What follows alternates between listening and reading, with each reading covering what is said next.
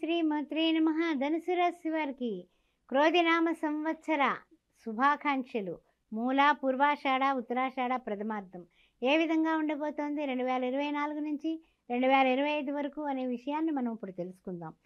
ముఖ్యంగా ఆదాయం చూస్తే 11, వ్యయం చూస్తే 5 కనిపిస్తోంది, రాజపూజ్యం చూస్తే 7, అదేవిధంగా అవమానం చూస్తే 5 కనిపిస్తోంది. అందువలన అన్ని విధాలా కూడా యోగదాయకంగా ముందుకు పడతారు ధనుస్సు రాశి వారు అనే విషయాన్ని ఆనందంగా పంచుకుంటూ, ముఖ్యంగా అన్ని రంగాల వారికి యోగదాయకమే, అన్ని రంగాల వారికి ఉజ్వలమైన భవిష్యత్తు కనిపిస్తోంది. ఆరోగ్య లాభం, ఆదాయ లాభం, వాహన లాభం, సంతాన లాభం, సౌఖ్యం, శత్రుజయం, ఇంకేమిటండి మీకు తిరుగులేదు, ఇంకేమిటి, ఆనందమే ఆనందం. ఆ తర్వాత నూతన వస్తు వాహన భూగృహాలు, భూమి కానీ గృహం కానీ కట్టడం కానీ కొనడం కానీ అన్నీ కూడా విజయవంతంగా పూర్తి చేసుకుంటారు, ఏర్పాటు చేసుకుంటారు. అమ్మయ్య, జీవితం ఇలా ఉంటే ఎంత బాగుంటుంది కదా, ఉగాది తర్వాత ఎన్ని మార్పులా, అంత సంతోషంగా ఉంది, ఎంత ఆనందంగా ఉన్నాను అనేసి మంచి సంబరపడిపోతారు. తిరుగులేనటువంటిది మీ యొక్క సమయ పాలన, మీ యొక్క కర్తవ్య దీక్ష అంటే ఏంటి, డిసిప్లిన్, డివోషన్, డెడికేషన్, డిటర్మినేషన్, ఇవన్నీ మీరు పట్టు కూర్చుంటే మీకు విజయమేనండి, ఇంకంతకన్నా ఏం తిరుగులేదు. అయితే మనకి జూన్లో మాత్రం జూలైకి వస్తులోకి జూన్ వరకు సంతోషంగానే ఉంటారండి.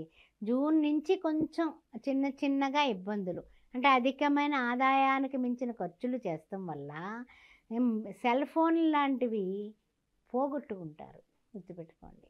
జూన్ నుంచి మనకి పరిస్థితులు మారాయి, సెల్ ఫోన్ పోగొట్టుకుంటారు, ఎలక్ట్రికల్ వస్తువులు పోగొట్టుకుంటారు.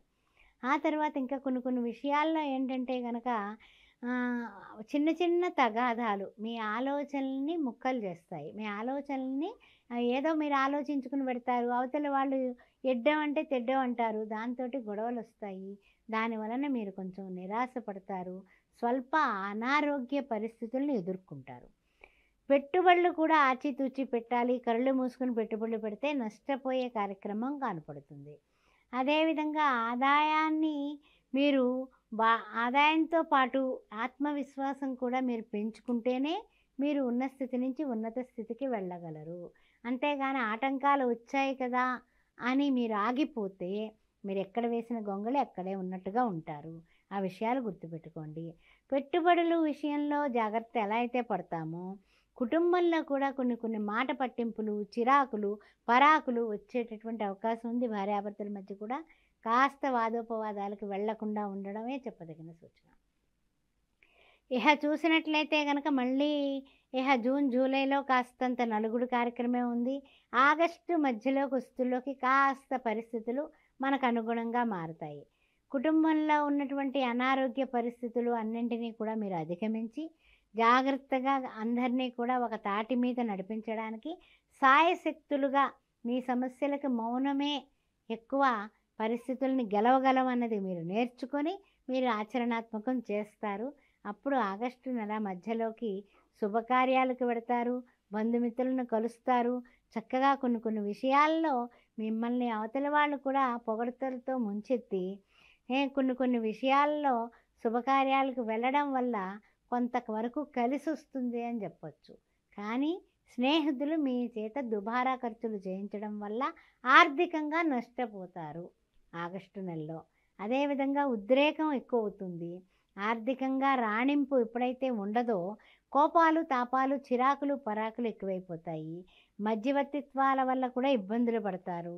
తర్వాత ఏంటంటే కనుక కుటుంబంలో కూడా చిన్న చిన్న విరోధాలు, ఆరోగ్యానికి సంబంధించి, నేత్రాలకు సంబంధించి వ్యాధులు వచ్చే సూచనలు కనిపిస్తున్నాయి.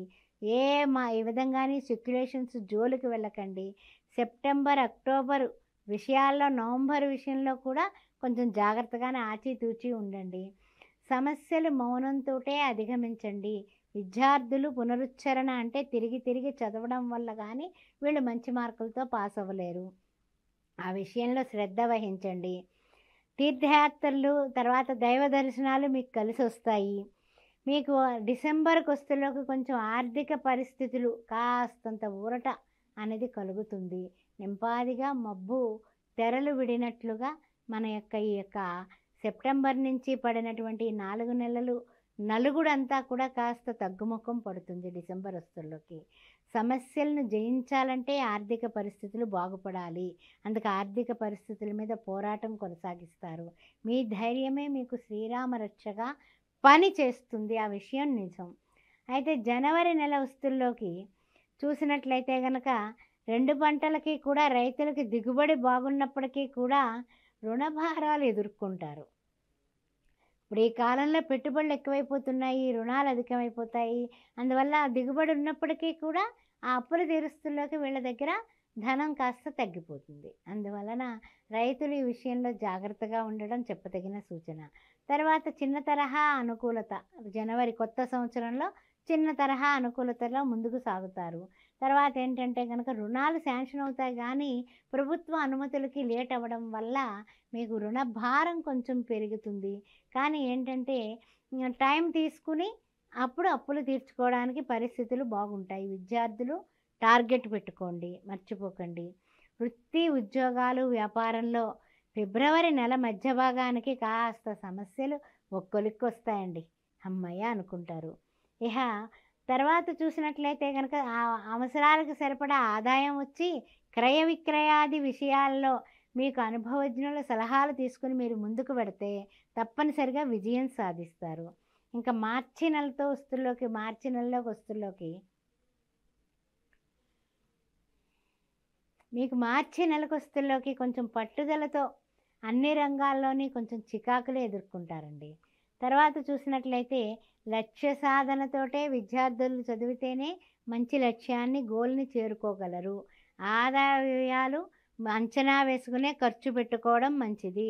ఆ చికాకుల్ని, కోపాన్ని అన్నింటికీ కూడా ఒక మెడిటేషన్ కానీ, యోగా కానీ చేయడం, ఆ తర్వాత చండీ పారాయణ చేయించుకోవడం, చండీ హోమాలు జరిగినప్పుడు పాల్గొవడం చెప్పతగిన సూచన. దుర్గామాతను గట్టిగా ఆరాధించండి. ఓం దుమ్ దుర్గాయ నమః అనేది నోట్లో నాలుక మీద నర్తన చేయాలి.